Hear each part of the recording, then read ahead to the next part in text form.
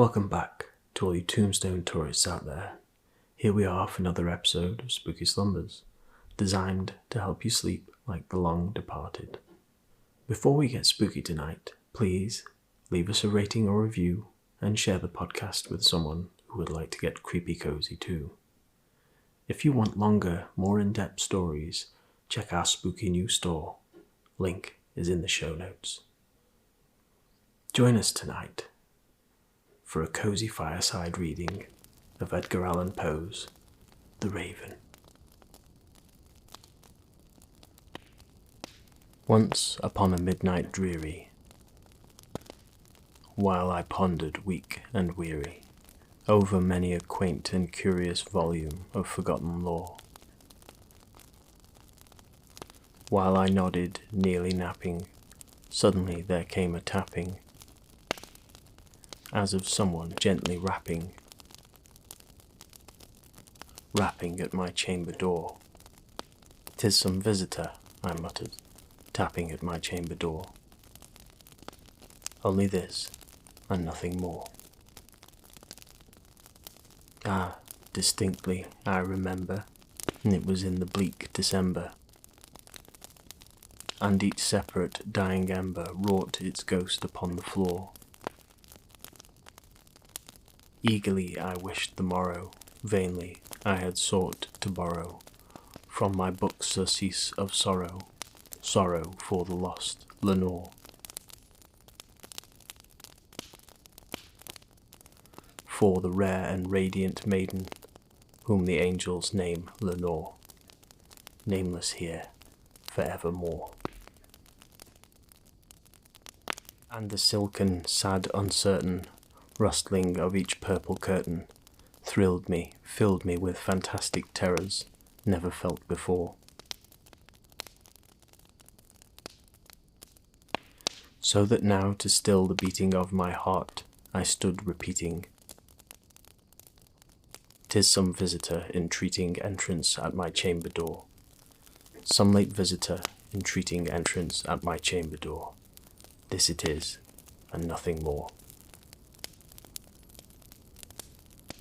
Presently my soul grew stronger, hesitating then no longer. "Sir," said I, "or madam, truly your forgiveness I implore.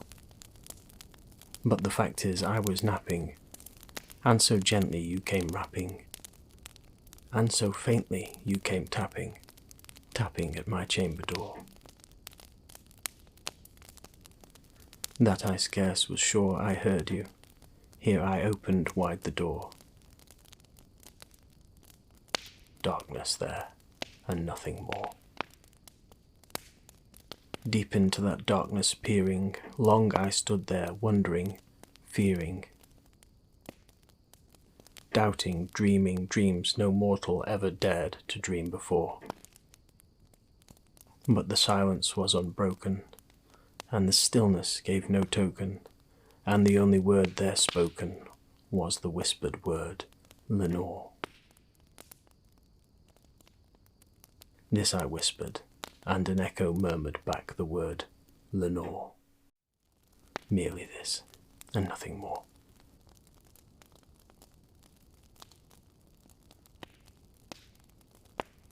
Back into the chamber turning, all my soul within me burning. Soon again I heard a tapping somewhat louder than before. "Surely," said I, "surely that is something at my window lattice. Let me see then what thereat is, and this mystery explore. Let my heart be still a moment, and this mystery explore. 'Tis the wind, and nothing more."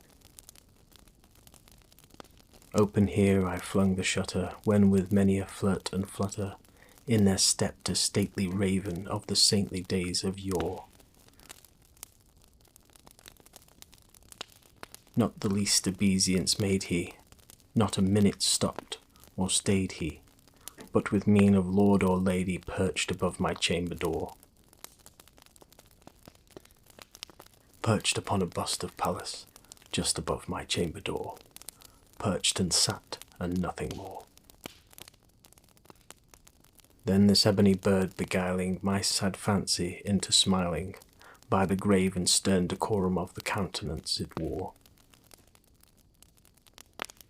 Though thy crest be shorn and shaven, thou, I said, art sure no craven, ghastly grim and ancient raven, wandering from the nightly shore. Tell me what thy lordly name is on the night's Plutonian shore. Quoth the raven, nevermore.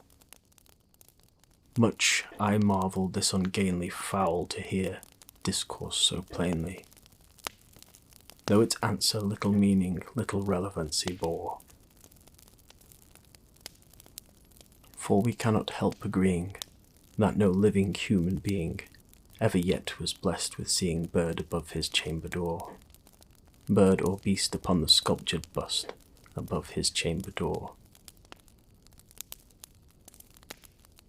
with such name as nevermore. But the raven, sitting lonely on the placid bust, spoke only that one word, as if his soul in that one word he did outpour. Nothing farther then he uttered, not a feather then he fluttered, till I scarcely more than muttered, other friends have flown before. On the morrow he will leave me as my hopes have flown before. Then the bird said, nevermore. Startled at the stillness broken by reply so aptly spoken, doubtless, said I, what it utters is its only stock and store.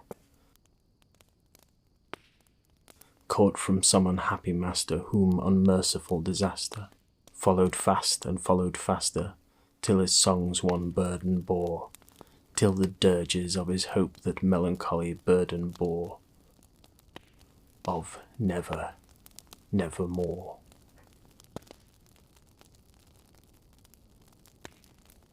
But the raven still beguiling all my fancy into smiling, straight I wheeled a cushioned seat in front of bird, and bust and door. Then upon the velvet sinking I betook myself to linking fancy unto fancy thinking. What this ominous bird of yore, what this grim, ungainly, ghastly, gaunt and ominous bird of yore meant in croaking nevermore. This I sit engaged in guessing, but no syllable expressing, to the fowl whose fiery eyes now burned into my bosom's core. This and more I sat divining, with my head at ease reclining on the cushion's velvet lining, that the lamplight gloated o'er, but whose velvet violet lining, with the lamplight gloating o'er, she shall press, nevermore. Then methought the air grew denser, perfumed from an unseen censer, swung by seraphim whose footfalls tinkled on the tufted floor. Wretch, I cried, thy God hath lent thee, by these angels he hath sent thee, respite, respite and nepenthe, from thy memories of Lenore. Quaff, oh quaff this kind nepenthe, and forget this lost Lenore. Quoth the raven, nevermore. Prophet, said I, thing of evil, prophet still if bird or devil, whether tempter sent or whether tempest tossed thee here ashore. Desolate, yet all undaunted, on this desert land enchanted, on this home by horror haunted, tell me truly, I implore. Is there balm in Gilead? Tell me, I implore. Quoth the raven, nevermore. Prophet, said I, thing of evil, prophet still by bird.